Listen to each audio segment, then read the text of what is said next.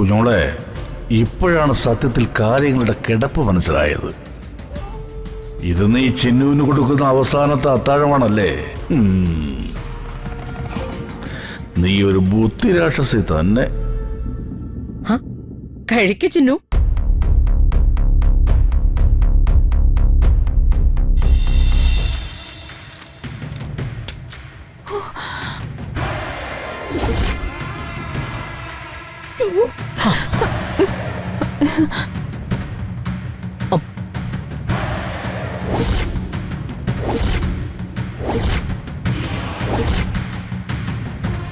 ഛോ,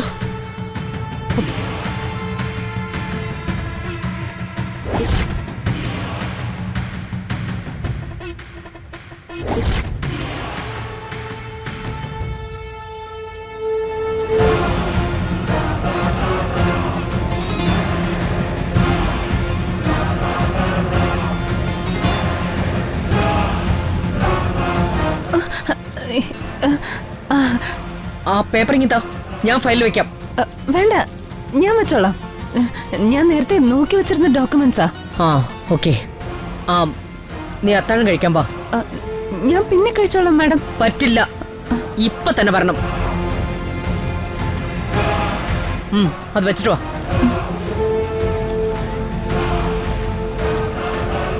വാ. ആ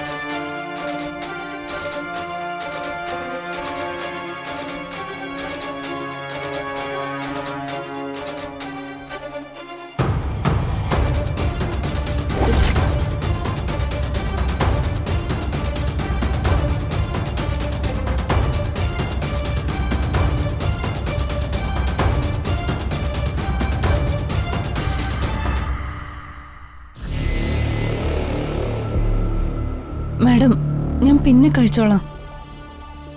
ചിന്നു, നീ ഇന്ന് ഇവിടെ ഇരുന്ന് അത്താഴം കഴിച്ചാ മതി.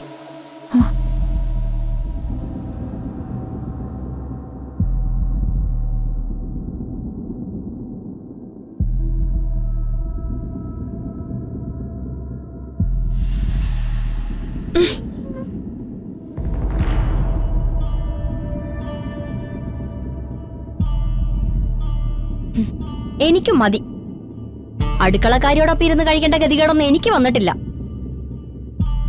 അമ്മ ഇങ്ങോട്ട് വരുന്നുണ്ടോ?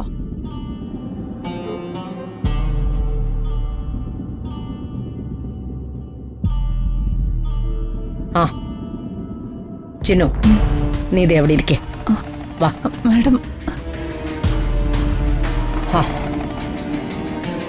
ഇരിക്കേ.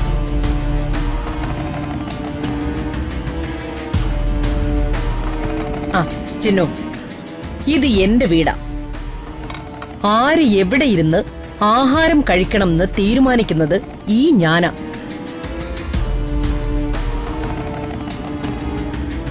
ഇഷ്ടമില്ലാത്തവര് പട്ടിണി കിടക്കട്ടെ. കഴിക്ക.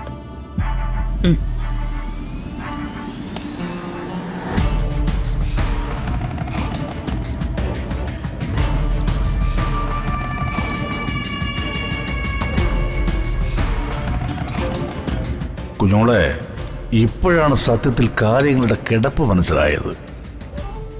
ഇത് നീ ചിന്നുവിന് കൊടുക്കുന്ന അവസാനത്തെ അത്താഴമാണല്ലേ? നീ ഒരു ബുദ്ധിരാക്ഷസി തന്നെ. കഴിക്ക് ചിന്നു.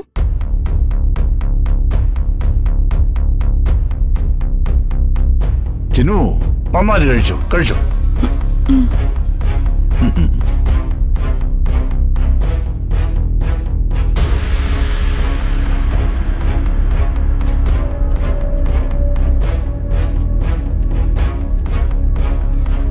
ഓ ഇത്തിരി നേരം ഇരിക്കേണ്ടതല്ലേ?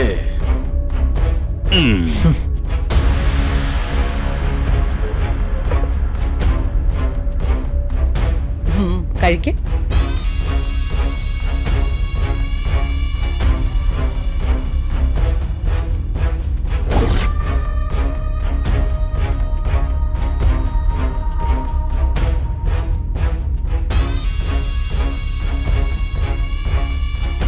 ചിന്നു, നിന്നെ എന്തിനാ ഓഫീസ് കാര്യങ്ങൾ ഏൽപ്പിച്ചെന്ന് എനിക്കിപ്പോഴും മനസ്സിലാവുന്നില്ല. എവിടെയോ എന്തോ പ്രശ്നമുള്ളതുപോലെ. അല്ലെങ്കിൽ ഇന്നലെ വരെ ശത്രുവായി കണ്ടിരുന്ന ചിന്നുവിനെ ഇപ്പൊ വിളിച്ച് കൂടെ ഇരുത്തി അത്താഴം കഴിപ്പിക്കുമായിരുന്നോ? മോളെ, നീ സൂക്ഷിക്കണം. ചന്ദ്രമ്മയ്ക്ക് എന്തോ പേടി തോന്നുന്നു.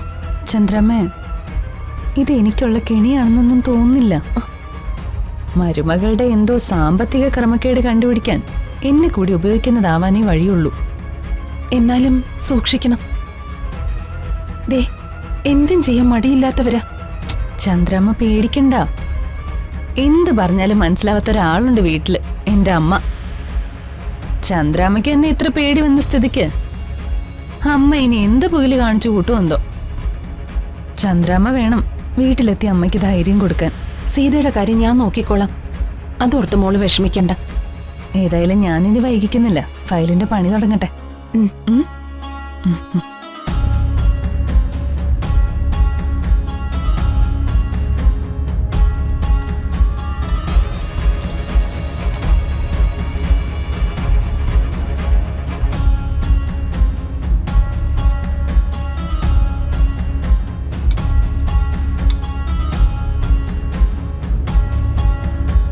പതിവില്ലാത്ത കാഴ്ചകളാണല്ലോ രമാനിലയത്തിലെ.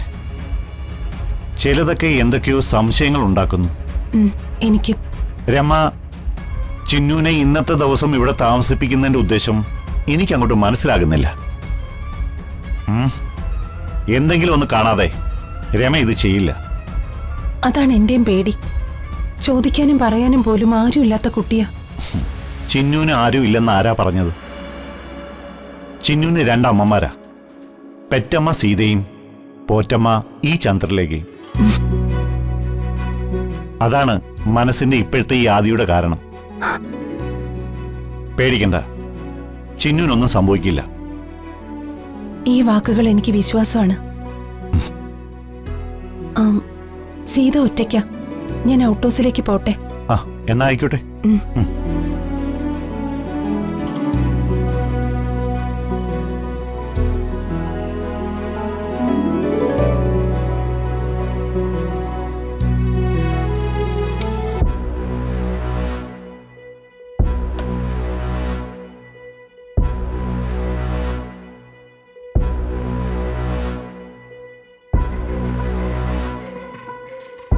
ആ,